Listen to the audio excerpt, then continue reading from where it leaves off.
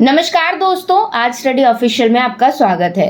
दोस्तों, सरकार ने नकल और पेपर लीक गैंग को रोकने के लिए आज एंटी पेपर लीक बिल पेश कर दिया। इसका पूरा नाम सार्वजनिक परीक्षा अनुसूचित साधनों की रोकथाम विधेयक 2024 है।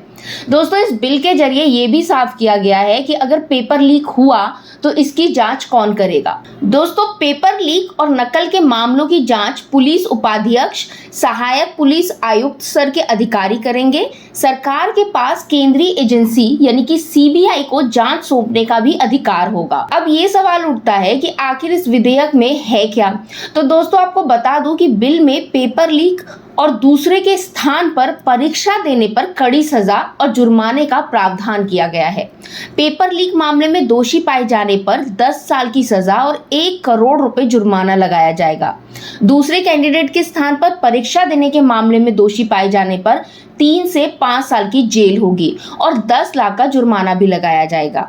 अगर पेपर लीक और नकल के मामले में कोई भी संस्थान शामिल पाया गया तो उससे परीक्षा का पूरा खर्च वसूला जाएगा और उसकी संपत्ति भी जब्त कर ली जाएगी। चलिए अब जानते हैं कि आखिर ये कानून है किसके लिए। दोस्तों, लोगों के मन में ये भी सवाल है कि ये विधेयक किन परीक्षाओं के लिए है, यानी ये हर एग्जाम्स पर लागू होगा या नहीं।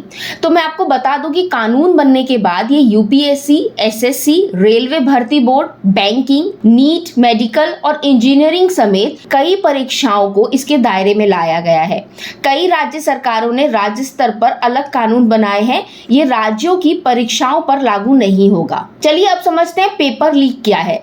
दोस्तों, कुछ लोगों के लिए पेपर लीक होना बहुत साधारण बात हो सकती है। वो सोच सकते हैं कि एक परीक्षा है, कुछ बच्चे पेपर दे रहे थे और किसी ने उसे लीक कर दिया, लेकिन ऐसा नहीं है। पेपर लीक वो दीमक है जो पूरी युवा पीढ़ी को खोखला बना देता है। पेपर लीक करके गलत लोगों का चयन कराया जाता है। कुछ ऐसे लोग अफसर बनते हैं, डॉक्टर बनते हैं, इंजीनियर बनते हैं जो योग्य ही नहीं होते।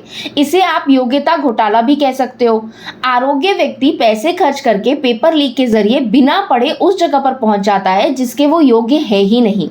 अगर कोई अयोग्य व्यक्ति पेपर लीक की मदद से डॉक्टर बन जाएगा तो क्या वो ऑपरेशन कर पाएगा?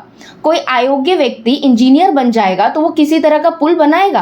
कैसी इमारतें बनाएगा वो? तो पेपर लीक कोई छोटा मोटा अपराध नहीं है, बल्कि ये पूरी की पूरी पीढ़ी को बर्बाद करने की इंडस्ट्री है जिसमें हर साल करोड़ों रुपए दांव पर लगते हैं और कुछ लोग देश की इस बर्बादी के बदले तिजोरियां भरते हैं। चलिए समझते हैं कि पेपर लीक का कारोबार कितना बड़ा है।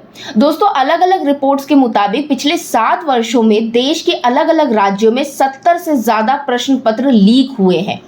लीक होने की वजह से 1 करोड़ 50 लाख से ज्यादा छात्र प्रभावित हुए। अगर राज्यों की बात करें दोस्तों, तो राजस्थान पेपर लीक के मामले में काफी आगे रहा। यहाँ 2015 से 2023 के बीच में पेपर लीक के 14 से ज्यादा मामले देखे गए, जिसके बाद परीक्षा को रद्द करना पड़ा।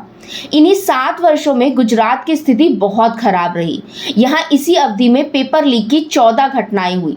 उत्तर प्रदेश में 2017 से 2022 के बीच पेपर लीक की कम से कम 8 घटनाएं हुई हैं। दोस्तों, ऐसा भी नहीं है कि सिर्फ प्रतियोगी परीक्षाओं के पेपर ही लीक होते हैं। स्कूल की परीक्षाओं के पेपर भी लीक किए जा रहे हैं और ये पूरा धंधा बड़े पैमाने पर चलता है। पिछले कुछ वर्षों में बिहार बोर्ड की क्लास 10 की परीक्षा में 6 बार पेपर लीक हुए। पश्चिम बंगाल में बोर्ड परीक्षा में 7 वर्षों में कम से कम 10 बार पेपर लीक हुए हैं।